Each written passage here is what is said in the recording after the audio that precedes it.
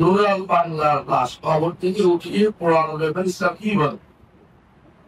ইসলাম কাউকে আগুন দিয়ে শাস্তি দিতে নিষেধ করে। আগুন দিয়ে শাস্তি একমাত্র আল্লাহ তাআলা দেয়। দিয়ে দেয় আমরা কখন দিবেন?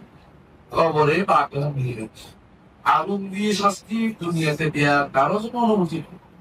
নূরের পাগলা দুনিয়াতে শাস্তি দিচ্ছেন করেন নাই, মরার পরে আপনি কোন কিছু শুনতে পান? নূরের আমরা শুনিও নাই।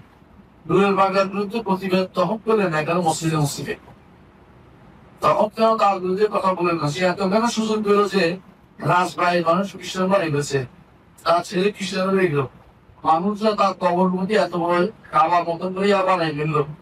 আপনারা কোথায় ছিলেন তখন? এখন তার লাশ পড়াই দিচ্ছে।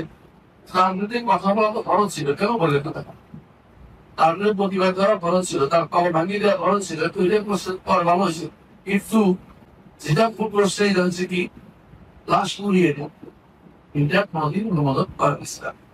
কারণ সে যত কাপটা কাপের হোক, সে যে সমস্ত কথা বলেছে ইমানি কথা দিয়ে কাপড়টা যত বড় কাপটা কাপের হোক, আবু জাহালের অন্তত আর আবু জাহাল রাষ্ট্র আনাবে না।